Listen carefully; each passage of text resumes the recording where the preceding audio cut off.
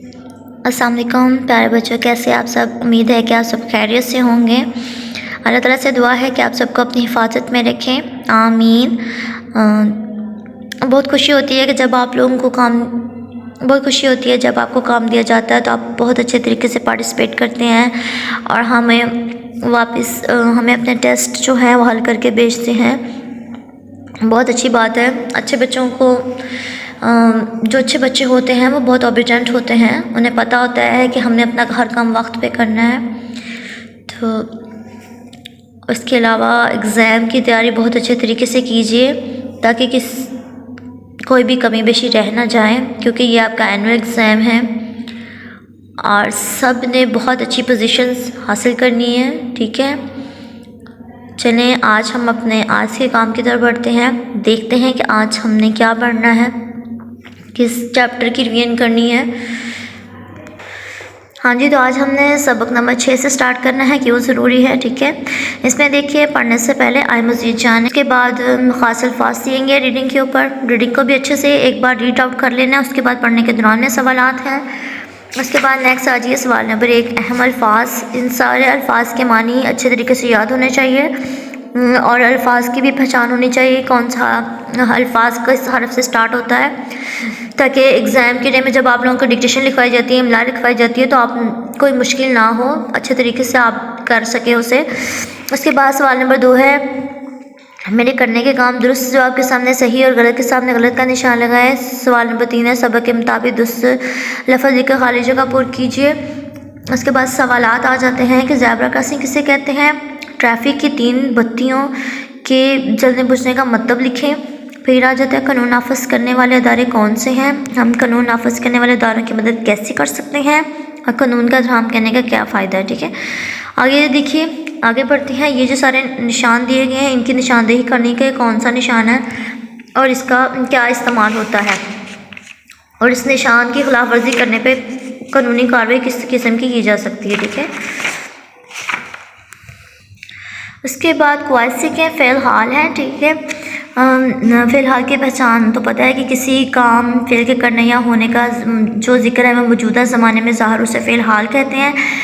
और उसके अकॉर्डिंग सवाल नंबर 7 को हल करना है कि दिए हुए जुमलों में से फ़िलहाल के सामने सही का निशान लगाएं। आगे सवाल नंबर 8 है, दिए हुए जुमलों में से इसम ज़मीर तलाश करें और सामने दी हुई जगह में लिखें। इसके बाद आ जाता है लफ्ज़ों का खेल, अददी तरतीब। तो ये सवाल नंबर 9 को आपने अददी तरतीब के मुताबिक इसको हल करना है। उसके बाद आगे आ जाइए, सवाल नंबर 11 है कि 10 जुमलों में किसी एक मुशर्रती मसले की निशानदेही करें, नीज़ उसके हल के लिए तजावीज़ भी दें। तो हाँ जी प्यारे बच्चों, ये मैंने आपको करवाया हुआ है, आपने वही करना है सेम एज सेम, ताकि आप लोगों को मुश्किल भी ना हो, दोबारा से कोई नया ईजाद करने की ज़रूरत नहीं है।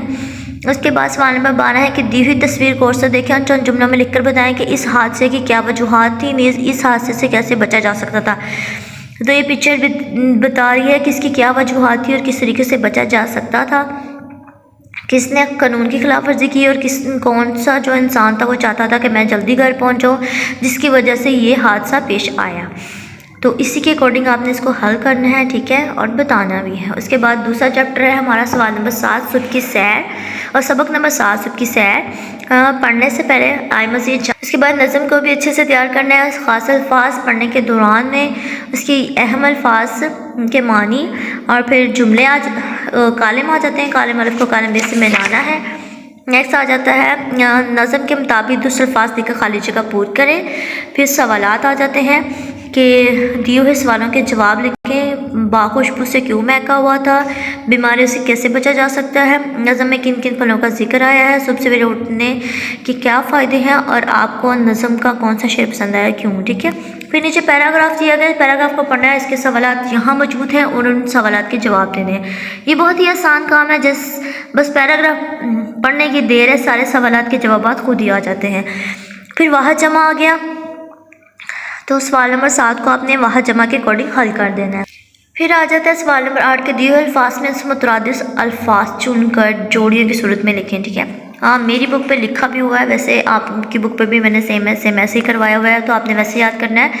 नेक्स्ट है सवाल नंबर 9, लफ्ज़ों का खेल के दिए हुए अल्फाज के दो हम आवाज़ अल्फाज सीखें। तो इसी तरीके से आपने इसको याद करना है। ये सारा पढ़ने वाला काम है। नेक्स्ट आ जाता है सवाल नंबर 11 कि सुबह की सैर क्यों ज़रूरी है कि मौजू पर 10 मरबूत जुमले लिखें। तो प्यारे बच्चों, इसका हमने वीडियो लेक्चर भी बना के आपको दिया हुआ था और उसके बाद बुक पे भी मैंने नोट करवाया है।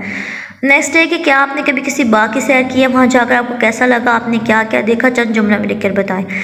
तो हाँ जी, जो करवाया गया है बुक पे नोट उसी को याद करना है। याद करने के बाद उसको फिर आपने test as a test wise भी करना है, ठीक है। अपना ख्याल रखिएगा, दुआ में याद रखिएगा। फ़ी अमानिल्लाह।